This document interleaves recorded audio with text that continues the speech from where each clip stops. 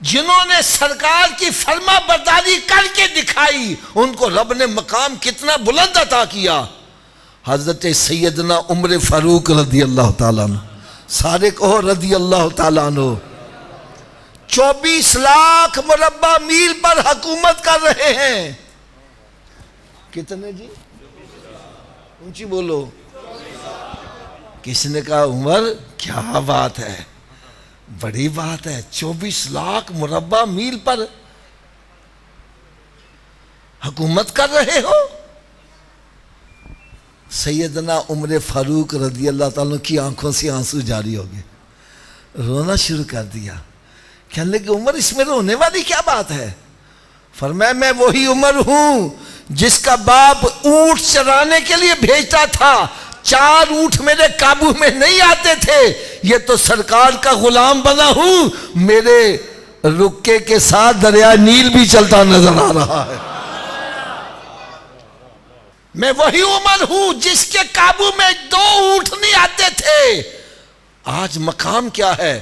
مسجد نبوی شریف ہے, ممبر شریف پر کھڑے خطبہ دے رہے ہیں اور دوران خطبہ فرماتے ہیں یا ساریۃ الجبل, اے ساریہ پہاڑ کی طرف متوجہ ہو جا. صحابہ کرام حیران ہے, ساریہ تو یہاں ہے نہیں, وہ تو نہامت کے مقام پر جہاد کرنے گیا ہے. وقت اور ٹائم نوٹ کر لیا. جب واپس آئے پوچھا جمعے والے دن تیرے ساتھ کو واقعہ پیش آیا؟ کہنے لگے خدا کی قسم اگر عمر فاروق کی مدد نہ پہنچی تو ہم ہلاک ہو گئے ہوتے. سبحان اللہ. کہنے لگے ہوا کیا؟ کہنے لگے ہم نے کافروں پر حملہ کیا, وہ میدان چھوڑ کے بھاگے پہلے حملے میں ہی. ہم مطمئن ہو گئے, ہم نے میدان مار لیا, ہم نے ہتھیار ایک طرف رکھے, مال غنیمت اکٹھا کرنا شروع کر دیا. کافروں نے دیکھا یہ مال غنیمت اکٹھا کرنے لگ پڑے ہیں, انہوں نے پہاڑ کے پیچھے سے اچانک حملہ کرنا چاہا. بابا جی آپ جانتے ہیں جب اچانک کسی پر حملہ کیا جائے پھر وہ مقابلہ نہیں کر پاتا. کہنے لگے ہمیں وہ نظر نہیں آ رہے تھے, عمر فاروق کو مسجد نبوی شریف سے ہی نظر آ رہے تھے. سبحان اللہ. وہیں سے آواز دی ساریہ پہاڑ کی طرف دیکھ. کہنے لگے ہم ان کی آواز وہاں سنی, پلٹ کے دیکھا وہ آ رہے ہیں, ہتھیار اٹھائے حملہ کیا, رب نے ہمیں فتح عطا فرما دی. سبحان اللہ. یہ وہی عمر فاروق ہیں جن سے اونٹ قابو میں نہیں آتے تھے. آپ فرمائے اگر دجلہ دریا کے کنارے کتا بھی پیاسا مر گیا عمر اس کا بھی جواب دے گا.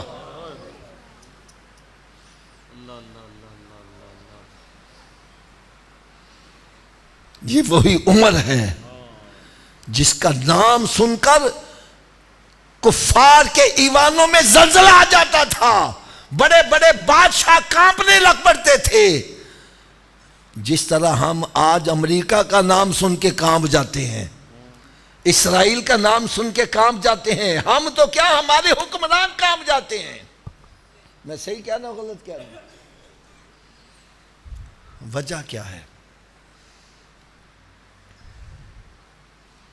بھائی؟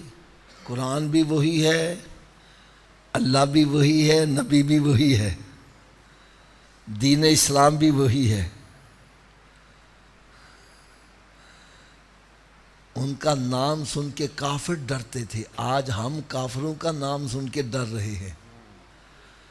وجہ کیا ہے؟ وہ سرکار کے فرما بردار تھے, آج ہم نافرمان بنے ہوئے ہیں. ہائے ہائے ہائے, وہ کیسے فرما بردار تھے اور ہم کیسے فرما بردار ہیں. میں کہتا ہوں حضرت جی تسی سگرٹ نہ پیا کرو, او مولوی تے ہمیں گلاں کر دینے, چھڈو مولویاں دیا گلاں. اچھا میں نے کہا چلو یار مولوی کی نہ مانو, جو سگرٹ کی ڈبی پر لکھا ہے اسی کی مان لو یار. کیا لکھا ہوا ہے؟ سگرٹ نوشی صحت کے لیے مضر ہے, اس سے کینسر بھی. میں نے کہا شرم نہیں آتی, پیسے خرچ کے زہر کھا رہا ہے.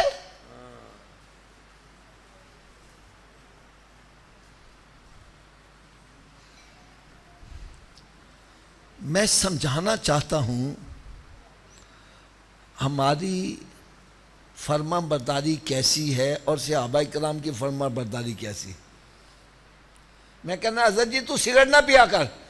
کہنا حافظ جی کو دم چھڈے بیمار ہو جاواں گا. پہلے 4 ڈبیاں پینا وا, پھر 3 کراں گا, پھر 2 کراں گا, پھر 1 کراں گا, پھر ادھی دیاواں گا, پھر ہولے ہولے چھڈاں گا. ایک دم چھڈ دی تے بیمار ہو جاواں گا. حالانکہ یہ سگریٹ کا نشہ ایسا زبردست نشہ نہیں ہے, شراب کا نشہ بڑا زبردست نشہ ہے, اس کا چھوڑنا بڑا مشکل ہے.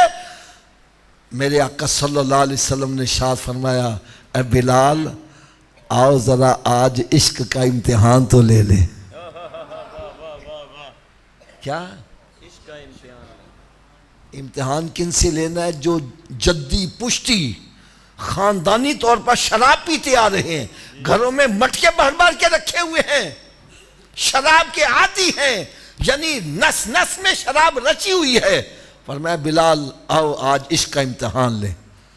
یا رسول اللہ کیا حکم ہے؟ فرمایا جاؤ جا کر مدینے کی گلیوں میں اعلان کراؤ آج سے شراب حرام کر دی گئی ہے. اچھی بولو کیا کر دی گئی ہے؟ اور بولتے پو تانو اللہ مدینے لے جاوے حرام شراب. حضرت بلال حبشی رضی اللہ تعالیٰ اعلان کر کے واپس آ گئے. پیارے آقا صلی اللہ علیہ وسلم نے پوچھا بلال تم نے لوگوں کو کیسا پایا؟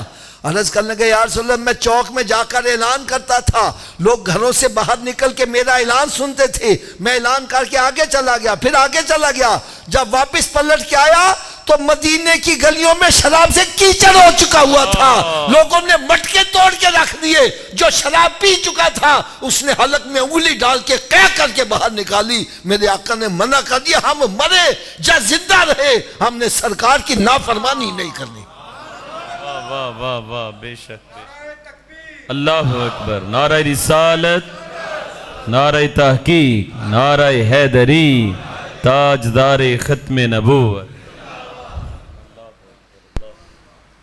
ہماری بابا جی فرما برداری پتہ کیسی ہے؟ میرے آقا صلی اللہ علیہ وسلم نے فرمایا داڑیوں کو بڑھاؤ مونچھوں کو پست کرو. ہم داڑیاں منڈا کے مونچھاں وڈیاں رکھ لیاں. اور یا تو داڑھی رکھ لے, اچھا میں بیوی سے پوچھوں گا